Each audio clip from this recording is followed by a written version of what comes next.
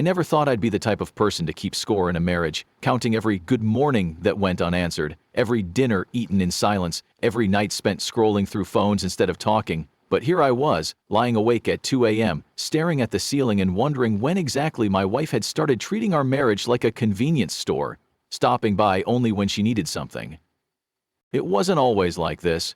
We used to be that couple that made our friends roll their eyes with our constant displays of affection. Sarah would leave little notes in my lunchbox, and I'd surprise her with her favorite coffee after a rough day at work.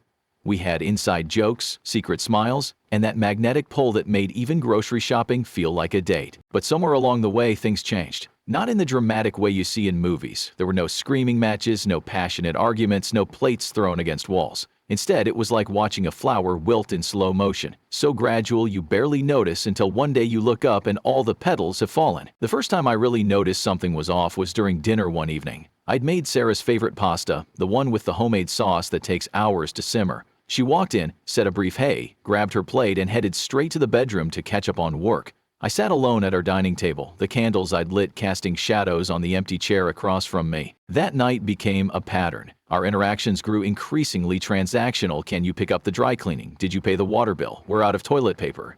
We were like two people sharing an Airbnb, politely coordinating schedules and dividing chores, but never really connecting. I tried talking to her about it, of course. Is everything okay? I'd ask. We barely see each other anymore. We live together, we see each other all the time, she'd reply, not looking up from her phone.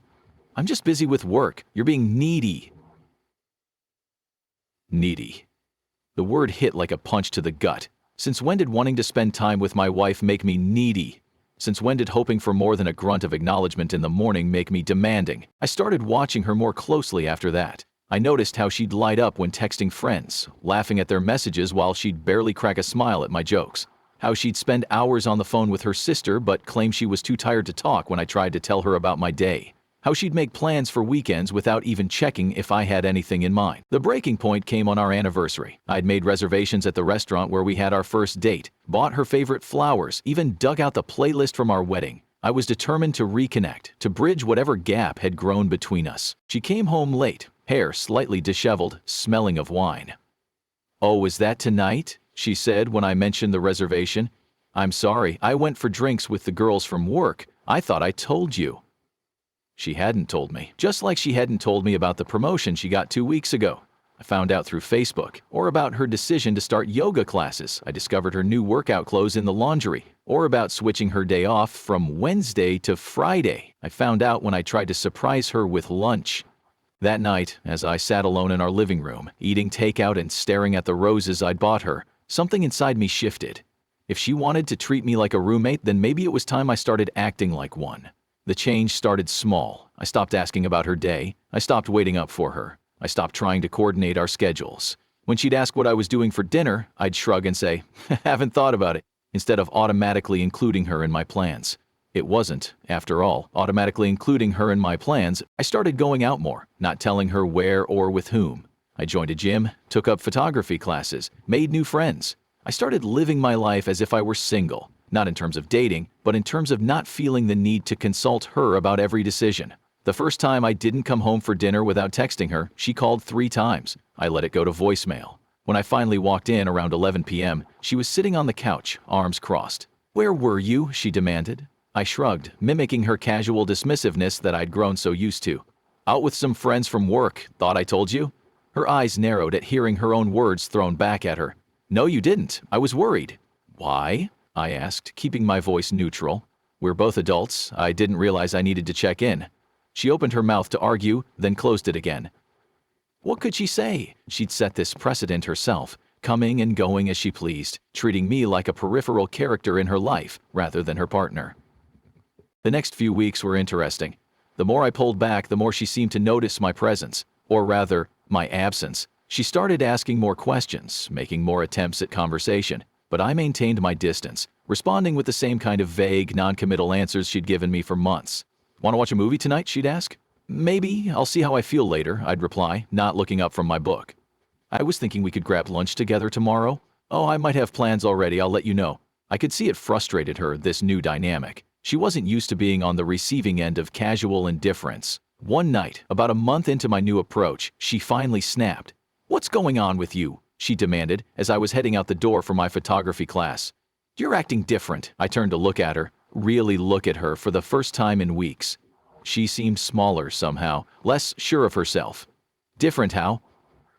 "You're distant, unavailable. It's like you don't care anymore."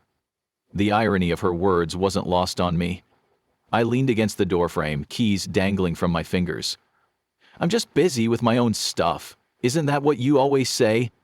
The next few weeks were interesting. The more I pulled back, the more she seemed to notice my presence, or rather, my absence. She started asking more questions, making more attempts at conversation, but I maintained my distance, responding with the same kind of vague, non-committal answers she'd given me for months.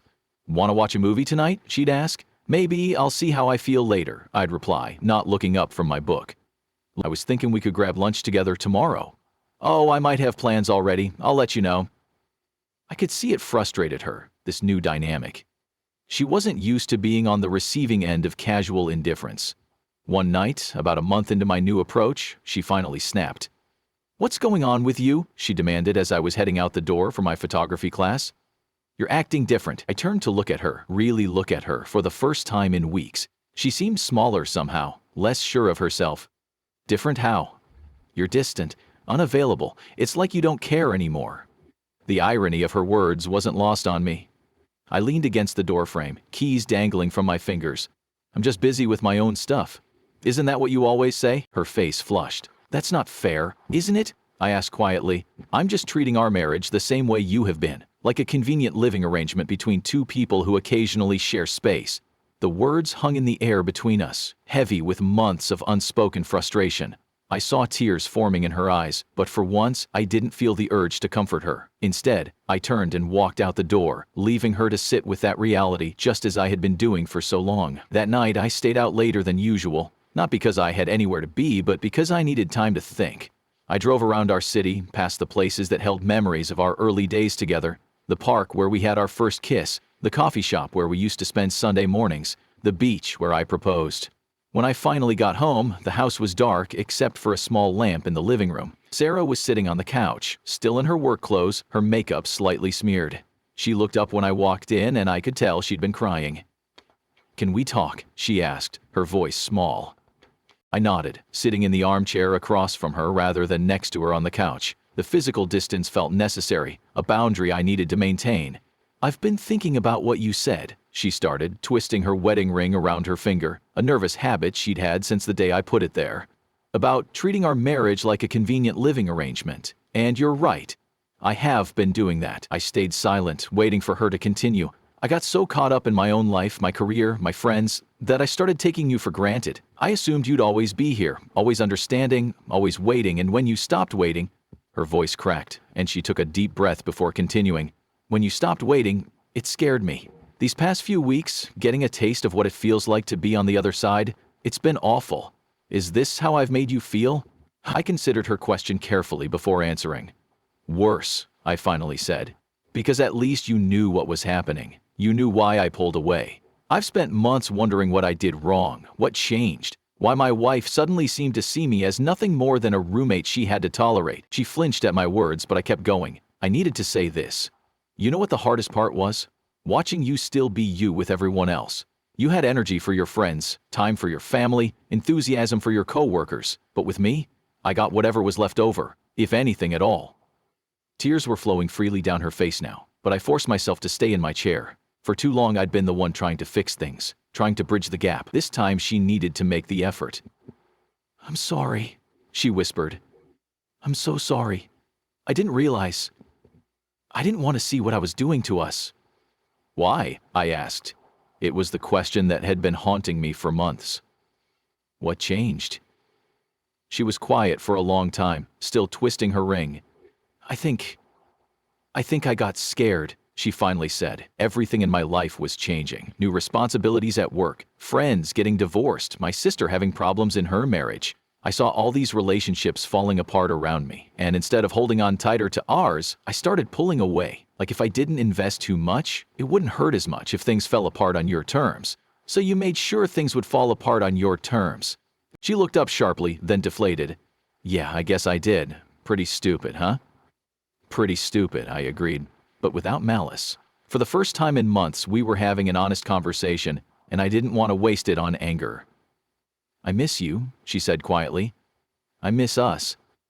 These past few weeks, watching you live your life without me, it made me realize how much I've been missing by pushing you away. I miss us too, I admitted, but I can't go back to how things were. I won't be the only one trying anymore.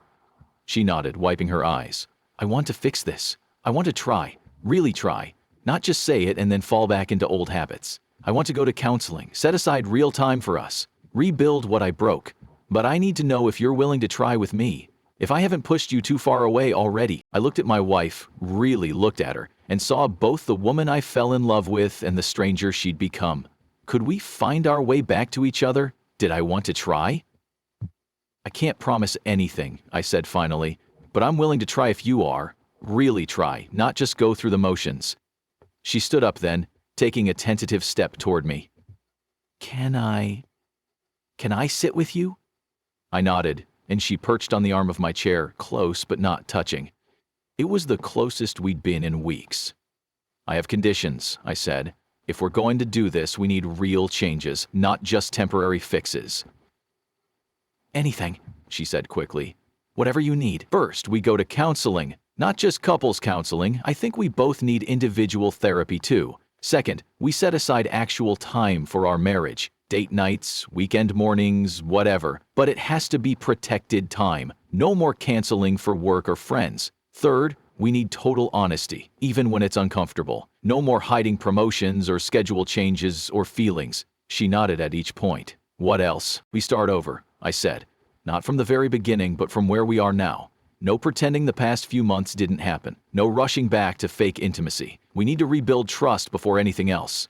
Okay, she whispered. Okay, I can do that. I want to do that. For the first time in months, I reached for her hand. She gripped mine tightly, like she was afraid I'd let go. One day at a time, I said. That's all we can do. She slid down from the arm of the chair into my lap, burying her face in my neck. I held her, feeling her tears wet against my skin.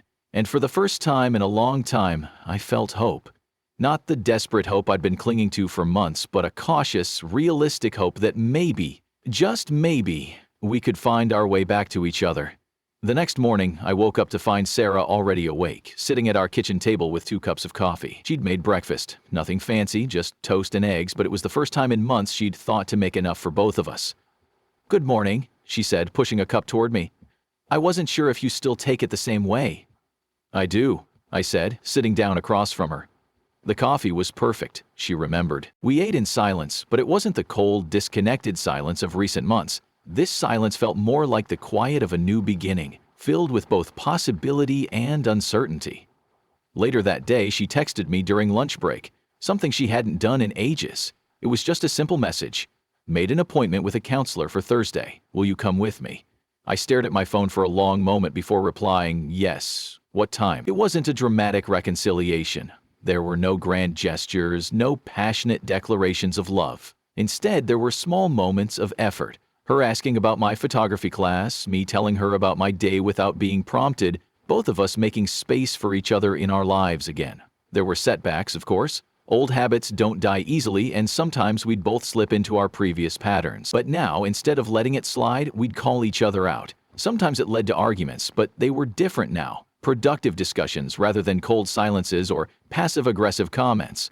In counseling, we learn to communicate better, to express our needs without accusation or defensiveness. We learn that intimacy isn't just about physical closeness, but about emotional availability and vulnerability. Most importantly, we learn that a marriage isn't sustained by love alone, it needs active participation from both partners. Slowly, our relationship began to transform. We weren't the same couple we were when we first married. Too much had happened for that, but maybe we were becoming something stronger, something more resilient. We were building a new kind of intimacy, one based on choice rather than habit, on effort rather than expectation. One evening, about 6 months after that night of honest conversation, Sarah and I were cooking dinner together, something that had become a regular part of our routine. As I watched her chop vegetables, humming slightly off-key to the music playing in the background, I realized something important. Hey, I said, making her look up. I choose you. She put down her knife, understanding the weight of those words. I choose you too, she replied, her eyes meeting mine. Every day, I choose you. And that's the thing about marriage. It's not just a one-time choice made at the altar. It's a choice you make every single day to show up, to try, to treat your partner as a priority rather than an afterthought. Sometimes we forget that, get caught up in the routine of daily life until we're just going through the motions. But if we're lucky, we get a wake-up call before it's too late. Sometimes it takes nearly losing something to remember its value. Sometimes you have to act like a roommate to remind your spouse that you're supposed to be so much more. Sarah and I still have our struggles. There are still days when work gets too busy, when we fall into old patterns, when we have to remind each other of our commitment to try.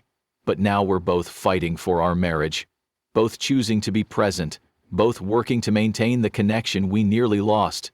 And maybe that's what real love is. Not the passionate beginning or the comfortable routine, but the daily choice to keep trying, to keep choosing each other, to keep building something together, even when it would be easier to drift apart. As for me, I no longer keep score of the missed good mornings or silent dinners. Instead, I count the moments of connection, the small victories, the times we choose each other over convenience or habit.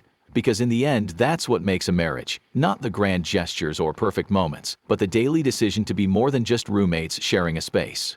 It's the choice to be partners, lovers, friends. It's the willingness to fight for your relationship even when it would be easier to let it fade. It's the courage to be vulnerable, to admit mistakes, to try again. And sometimes, it's the wisdom to know that acting like a roommate might be exactly what your marriage needs, not as a permanent solution, but as a wake-up call to remind both partners what they stand to lose. Looking back now, a year after I started treating my wife like a roommate, I can see how that decision changed everything. It wasn't about playing games or getting revenge. It was about holding up a mirror to our relationship, forcing us both to see what we'd become and decide if that's really what we wanted. Last week, Sarah left me a note in my lunchbox, something she hadn't done since our early days together. It wasn't anything profound, just a simple, "I love you, thanks for choosing us." But it meant everything because I knew how far we'd come to get back to a place where such gestures felt natural again.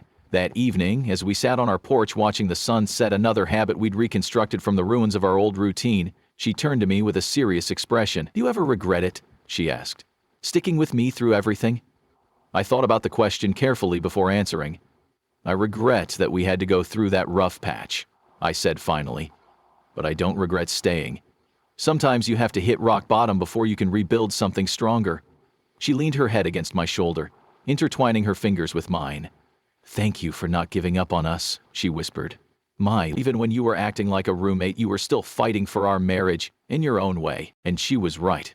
Even at my most distant, I was fighting, not for the marriage we had become, but for the one we could be. Sometimes love means having the courage to step back and let your partner feel your absence, to create the space necessary for them to recognize what they're losing.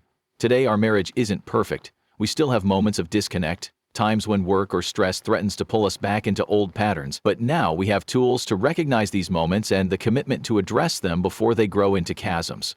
We've learned that love isn't just a feeling, it's a series of choices made day after day. It's choosing to put down your phone when your partner wants to talk. It's choosing to share the small moments of your day, not just the big ones. It's choosing to be present, even when it would be easier to check out. Most importantly, we've learned that being married means being more than just roommates sharing a space. It means being partners in the truest sense of the word, supporting each other's dreams while building shared ones, celebrating each other's successes as if they were our own, and facing challenges together rather than retreating to separate corners. As I sit here writing this, Sarah is in the kitchen making coffee for both of us, a small gesture that would have seemed impossible a year ago. Soon, we'll sit down together and plan our weekend, something we now do intentionally rather than letting time slip away in separate activities. And that's the real lesson in all of this. Sometimes you have to become what you fear most. In our case, roommates instead of spouses. To find your way back to what you're meant to be. It's not about playing games or keeping score. It's about having the courage to break destructive patterns and create space for new, healthier ones to emerge. Our story isn't unique. In every relationship, there comes a point where comfort becomes complacency, where routine threatens to replace romance.